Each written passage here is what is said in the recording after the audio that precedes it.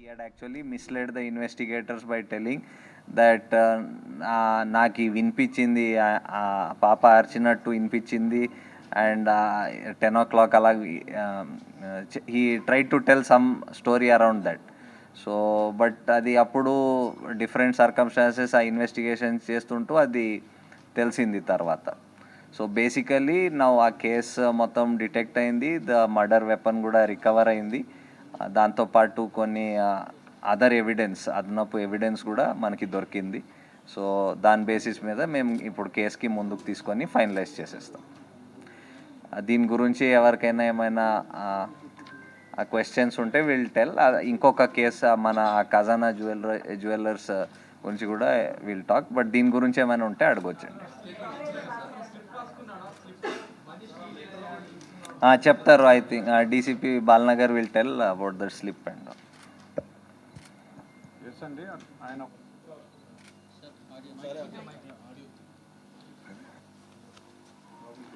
అవునండి. ఆయన ఒక స్లిప్ రాసుకున్నాడు. ఆ స్లిప్లో ఏంటంటే ఫస్ట్ ఒక గ్యాసు ప్లస్ టేబుల్ ఎట్లా రెడీ చేసుకోవాలి, తర్వాత లాకు, ఆ గ్యాస్ను ఉపయోగించి లాక్ ఎట్లా ఓపెన్ చేయాలి, తర్వాత మనీ ఎట్లా తీసుకోవాలి, మళ్ళీ ఆ గ్యాస్ ఆన్ చేసి ఆ లాక్ చేసి ఎట్లా బయటపడాలి అని చెప్పేసి రాసుకొని లాస్ట్లో మిషన్ డన్ అని రాసుకున్నాడు. అంటే అది ఎప్పుడు రాసుకున్నాం అంటే కొద్దిగా ముందే, అంటే ఒక 1 month బ్యాక్ రాసుకున్నాం అని చెప్తున్నాడు. అంటే ఆయనకి ముందే ఆ థాట్స్ ఉన్నాయని మనకు అర్థమవుతా ఉంది. బ్యాట్ దొంగతనం కోసం వెళ్ళాడు.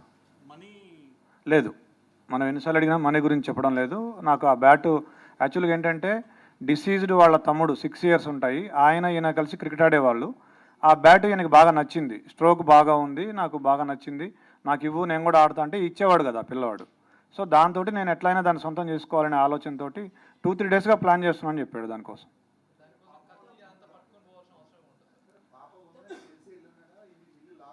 అతను చెప్పింది ఏంటంటే ఇంట్లో ఎవరు లేరు, నార్మల్గా వీళ్ళు ఏంటంటే ఇల్లు దగ్గరికి వేసి వెళ్తారట. సో అట్లానే ఇంటి బోల్ట్ దగ్గరికి పెట్టి ఉంటారు, ఆ దగ్గరికి వేసి ఉంటారని చెప్పేసి వెళ్ళాడు. సడన్గా పాప ఉంది, పాప ఉన్నా కానీ పాప అప్పుడు టీవీ చూస్తుంది, ఇతను వెనక నుంచి వెళ్ళాడు. అంటే అటువైపు తిరిగి చూస్తుంటే ఆ పాప వెనక నుంచి ఒకటే డోర్ ఉంది, వెనక నుంచి అంటే అదే డోరు, ఆ అమ్మాయి అటు తిరిగి ఉంది. ఇట్లా వెళ్ళి ఆ కిచెన్లో ఉంది బ్యాట్ తీసుకొస్తుంటే అప్పుడు ఆ అలికిడికి పాప చూసి దొంగ అని అరిచింది. అరిస్తే అతను పరిగెత్తబోతే ఆ అమ్మాయి పరిగెత్తుకుంటూ వచ్చి చొక్కా పట్టుకుంది, పట్టుకుంటే ఆ కోపంలో తోసేస్తే మంచం మీద పడింది. మంచం మీద పడ్డాక కళ్ళు మూసుకొని విచక్షణ రహితంగా పొడి చేశానని చెప్పాడు.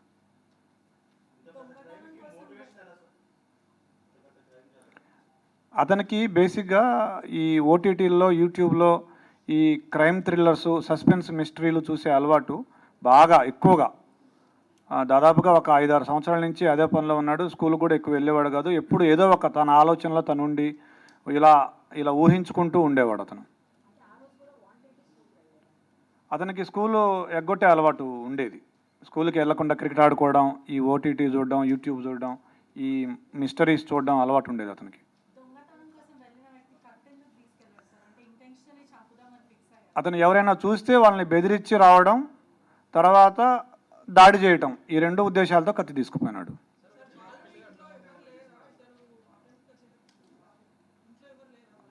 ఉన్నారు ఇంట్లో, వాళ్ళ నాన్నున్నాడు, వాళ్ళ సిస్టర్స్ ఉన్నారు, వాళ్ళ ఇంట్లో ఉన్నారు.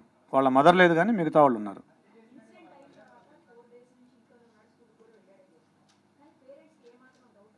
ఎస్, పేరెంట్స్ వాళ్ళ మదరు నిన్న మనం వాళ్ళ మదర్తో మాట్లాడినప్పుడు అనింది, ఫస్ట్ రోజే పోలీసులు ఈ హడావిడి అంతా చేసి నేను అడిగాను మా అబ్బాయిని, ఏరా నువ్వేమైనా చేసావా అని అడిగాను, ఒప్పుకోలేదు. 2వ రోజు కూడా అడిగితే ఏమ్మా నువ్వే నన్ను పట్టించేటట్టున్నావే అని అన్నాడు, నీ మీద ఒట్టు అన్నాడు అని చెప్పింది వాళ్ళ మదర్.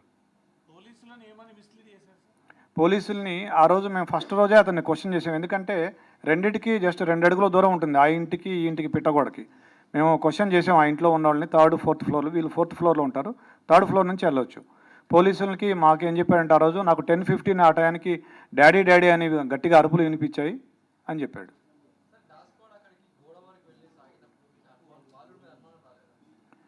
బాలుడి మీద కూడా అనుమానం వచ్చింది మాకు. అయితే మేము ఒక లిస్ట్ ఆఫ్ సస్పెక్ట్స్ చేసుకున్నాము, దాని ప్రకారం చేసుకుంటూ వచ్చాము. నిన్న అతన్ని చేసాము. తర్వాత మాకు ఇంకొక క్లూ కూడా వచ్చింది. ఒక పిల్లాడు కూడా సమాచారం ఇచ్చాడు. ఇట్లా ఆ రోజు ఏ రోజైతే అఫెన్స్ జరిగిందో ఆ రోజు మార్నింగ్ 8:30 to 8:45 అతను ఆ గోడ దగ్గర, ఏదైతే గోడ దూకి వెళ్ళే అవకాశం ఉందో ఆ గోడ దగ్గర టచ్ ఆడాడు అతను చాలాసేపు, ఒక 15 minutes. ఆ సమాచారంతో మా అనుమానం ఇంకా ఎక్కువై మా అనుమానం నిర్ధారణ అయ్యి అతన్ని మళ్ళీ విచారించాము. ఫస్ట్ ఇల్లు సెర్చ్ చేసాము. ఇల్లు సెర్చ్ చేస్తే మాకు ఈ లెటర్ దొరికింది, అతను రాసుకున్న లెటర్ ఏదైతే ఉందో అది. తర్వాత కత్తి కూడా దొరికింది. 3 కత్తులు ఉన్నాయి. ఏ కత్తి అంటే, సార్ నల్ల కత్తి, నల్ల పీడి ఉంటుంది, దానికి అంచు నల్లగా ఉంటుందని అతనే చెప్పాడు. ఆ కత్తి తీసుకొస్తే ఇదే అని చూపించాడు. బట్టలు ఏం చేశాడంటే అతను అఫెన్స్ చేయగానే ఆ కత్తి అక్కడే కడిగేసి గోడ దూకి మళ్ళీ ఇంట్లోకి వెళ్ళేటప్పుడు వాళ్ళ నాన్న సిస్టర్స్ ఉన్నారు, వాళ్ళు ఏమైనా చూస్తారేమో అని ఆరేసిన షర్ట్ తీసుకొని ఇట్లా అడ్డం పెట్టుకొని ఇంట్లోకి వెళ్ళి బాత్రూంలోకి వెళ్ళి స్నానం చేసి ఆ టీ షర్టు ప్యాంటు 2 వాషింగ్ మెషిన్లో వేసాడు. But we found some slight blood on the clothes. We have called a special investigation team, forensic team. వాళ్ళు స్పెషల్ లైటింగ్, స్పెషల్ స్పెట్స్ వాడి they are able to found it. I also have seen it. Yes. అతనికి ఒక కుందేలు ఉండేది. ఆ రోజు ఆ కుందేలు కూడా చనిపోయింది. 11:30కి మేము టైం లేని కూడా తీసుకున్నాం అతని మీద అనుమానం వచ్చాక. అతను 11:30కి బయటికి వెళ్ళాడు ఇంట్లోంచి. 11:30కి ఆ కుందేలుని తీసుకొని డాక్టర్ దగ్గరికి వెళ్తే ఆ కుందేలు చనిపోయింది ఆ రోజు. ఆ స్టోరీ కూడా మాకు చెప్పాడు. 14 years. ఫింగర్ ప్రింట్స్ ఇంకా నిన్ననే జరిగింది, ఇంకా వీఆర్ మ్యాచింగ్ ఇట్. లేదు, మనకున్న సమాచారం మేరకు ఇంతవరకు అయితే ఏం లేదు. బట్ వాళ్ళ మదర్ చెప్పిన ఒక విషయం ఏంటంటే, అతను 2 months బ్యాక్ అతని దగ్గరికి ఒక ఫోన్ వచ్చింది, సెల్ ఫోను. మేము డబ్బులు ఇవ్వలేదు, ఇతనికి ఎక్కడిది సెల్ ఫోన్ అంటే నేను కొనుక్కున్నా అని చెప్తున్నాడు. డబ్బులు ఎక్కడ ఉంటే చెప్పలేదు. అది వాళ్ళ మదర్ చెప్పిన విషయమే. సో దీన్ని బట్టి మీరు ఏమైనా అనుకోవచ్చు.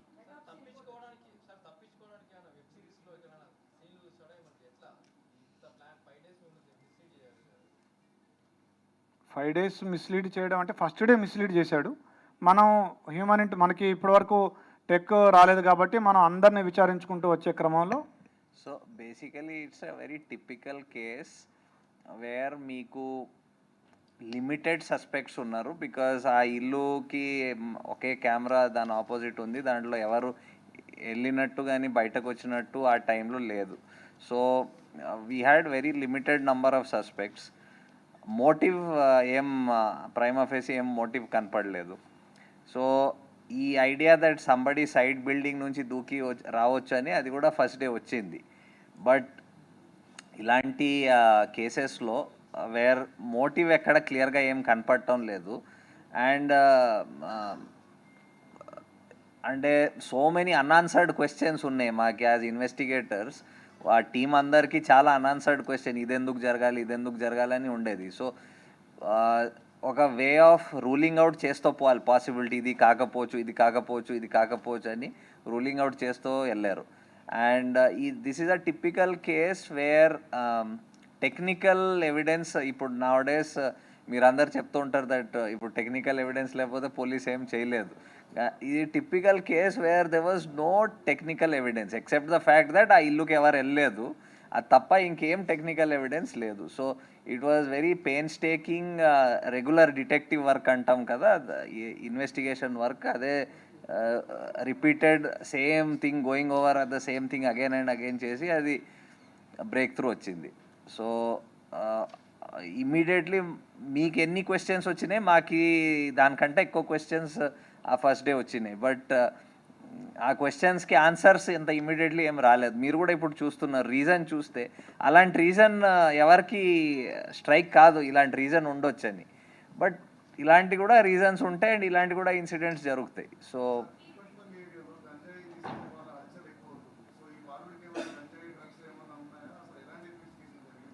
లేదండి, ఆ యాంగిల్ వెరిఫై చేసాము, అట్లాంటిది ఏమీ లేదు. I think the short report వచ్చింది which indicated the cause of death, అది వచ్చింది, అంతవరకు వచ్చింది. అది కూడా అడిగాము, ఇది 2వసారి అని చెప్తున్నాడు. అంతకుముందు కూడా ఒకసారి వెళ్ళాను, ఇది 2వసారి ఇట్లా వెళ్ళానని చెప్తున్నాడు. ఈ డిసీజ్డ్ తమ్ముడు ఎవరైతే ఉన్నారో సద్విన్ ఆ పిల్లాడు, అతను కూడా అడిగాము, అతను కూడా ఏం చెప్పట్లేదు మనకు.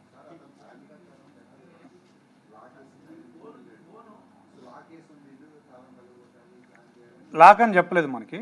నార్మల్గా వీళ్ళు ఇది వేరే, ఆ లెటర్ దీనికి సంబంధించింది కాదు. ఆ అమ్మాయి చూడదు, ఆ బ్యాట్ తీసుకొని వెళ్ళిపోదాం అనుకున్నాడు అతను. ఆ అమ్మాయి ఇంకా చూడదు, ఆ బ్యాట్ తీసుకొని పరిగెత్తుకొని వెళ్ళిపోవచ్చు అనుకున్నాడు.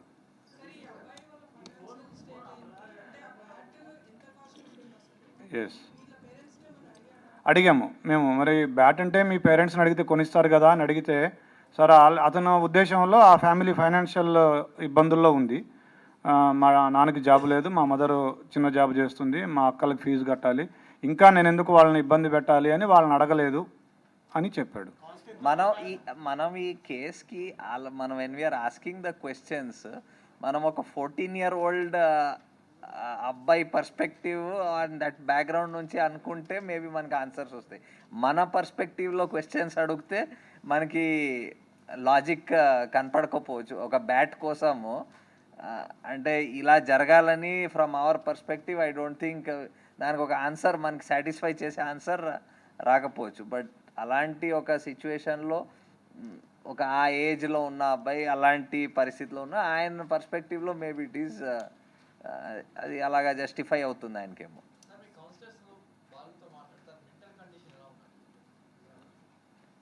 ఇంకా I think we'll do that slowly. ఇప్పుడు నిన్న just we got the breakthrough, we'll put up ఈ court related matters will take up, then definitely professional help whatever ఆయనకి ఆయన థాట్ ప్రాసెస్ అవన్నీ అర్థం చేసుకోవడానికి విల్ టేక్.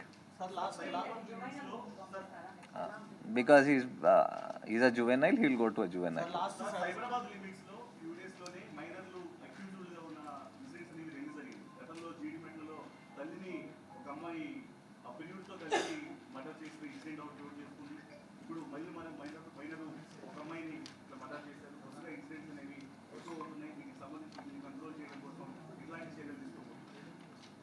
ఇప్పుడు ఇలాంటి ఇన్సిడెంట్ని ఎలాగా కంట్రోల్ చేయవచ్చు, it's very difficult to tell. What 14-year-old ఏమనుకున్నాడో అది మేము ఇట్స్ ఆల్మోస్ట్ ఇంపాసిబుల్ టు అంటే మేము మైండ్కి మ్యాప్ చేయడం of people it's very difficult.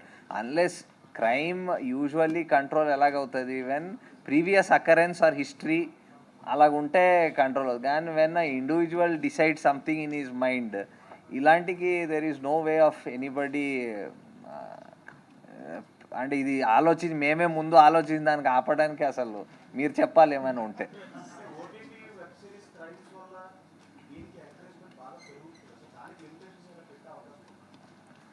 ఇప్పుడు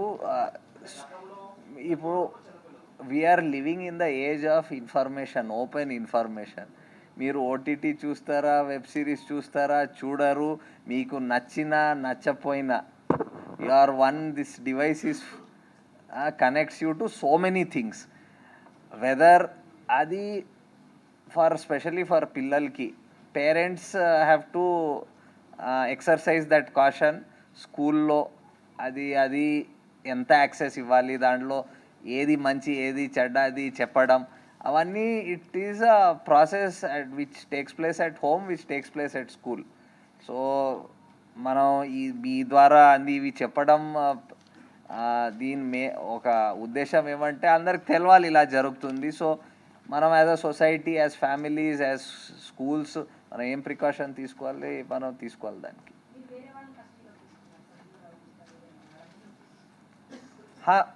అదే చెప్పాను, మాకి లిమిటెడ్ నెంబర్ ఆఫ్ సస్పెక్ట్స్ ఉండేది ఆ కేసులో. ఎవ్రీబడికి థరోలీ ఎగ్జామిన్ చేయాలి టు రూల్ అవుట్. అండ్ బాధ ఏమంటే ఒక 10-year-old పాపకి ఇంత బ్రూటలీ కిల్ అయింది.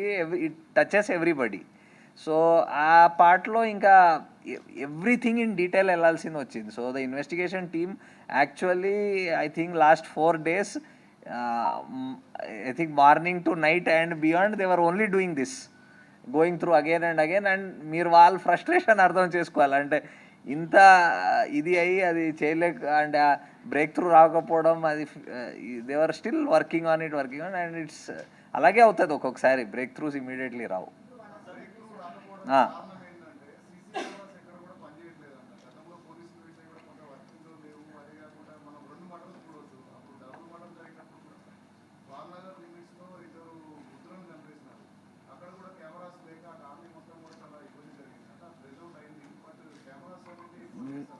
We cannot cover every square inch in camera కదండి. వీ కెనాట్, అంటే ఇట్ ఈస్ నాట్ ఫిజికల్లీ ప్రపంచం అంతా ఎవ్రీ స్క్వేర్ ఇంచ్ కెమెరాతో కవర్ అవుతుందని అది కష్టం.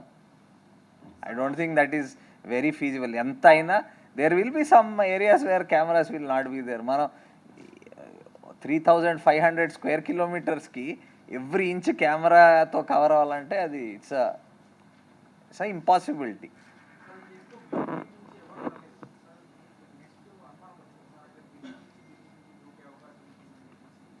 సో దెర్ ఆర్ అనుమానం ఫస్ట్ డే వచ్చింది, సైడ్ నుంచి ఎవరో రావచ్చు అని ఫస్ట్ డే అది ఒక పాసిబిలిటీ వచ్చింది. అందుకే సైడ్ ఇల్లు కూడా అది ఎవరెవరు ఉంటున్నారు అవన్నీ ఫస్ట్ డే కూడా వెళ్ళారు. But it is different. అదే ఇన్ రెట్రోస్పెక్ట్ అన్నీ ఇది చేయవచ్చు అది చేయవచ్చు అని అనిపించవచ్చు, కానీ అప్పుడు చేసేటప్పుడు మీకు కొన్ని క్లూస్ లీడ్ చేస్తాయి కొన్నిటికి, అవి ఎగ్జామిన్ చేస్తారు, మళ్ళీ అది రూల్ అవుట్ చేస్తారు, మళ్ళీ అది కాకపోతే మళ్ళీ ఏదోకి వెళ్తారు. అదే that's only the process of investigation.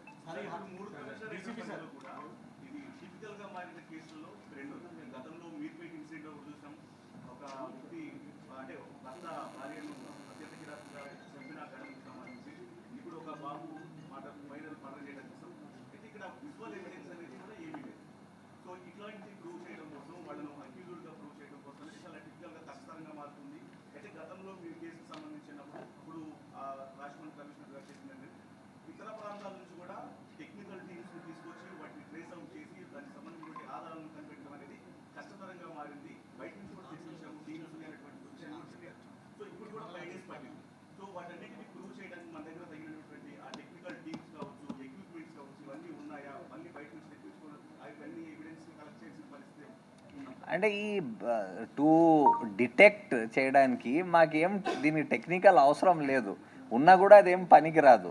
దీంట్లో what you need to understand is nobody has scene.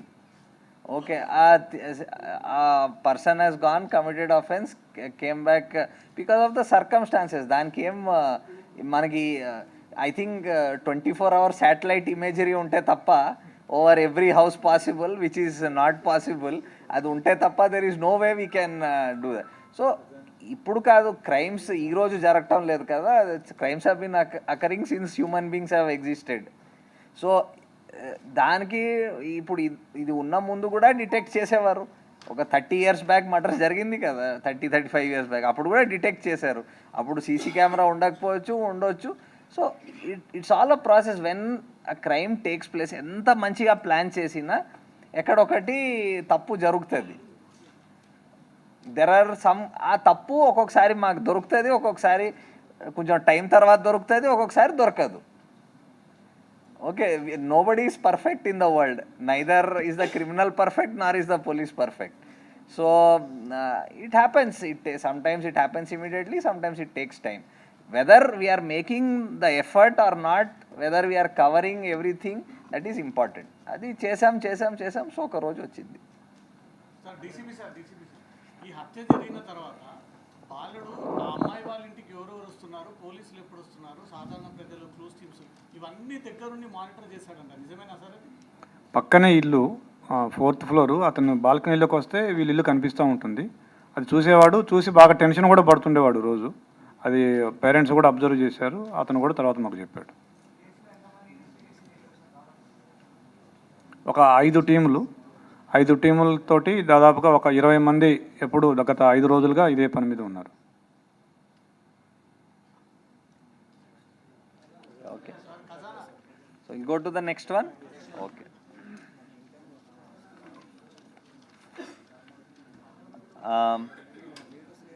So ఇది 12th రోజు మీ అందరికి తెలుసు, all of you were there.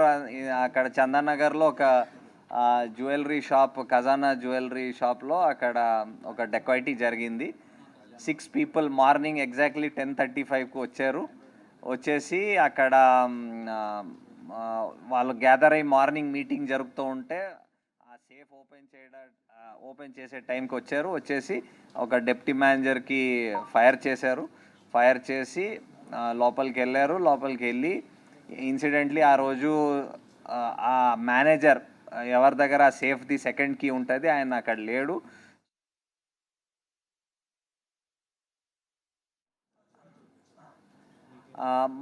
ఇక్కడ సైబరాబాద్లో కూకట్పల్లిలో 18th రోజు ఒక పాప ఒక 10-year old పాపది మర్డర్ జరిగింది.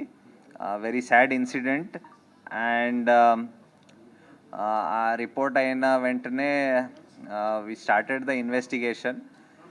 బట్ ఒక 3 days వరకు మనకి ఉన్న అవైలబుల్ క్లూస్, ఉన్న వాట్ ఎవర్ టెక్నికల్ ఎవిడెన్స్, దాని ద్వారా మనకేం బ్రేక్ త్రూ రాలేకపోయింది.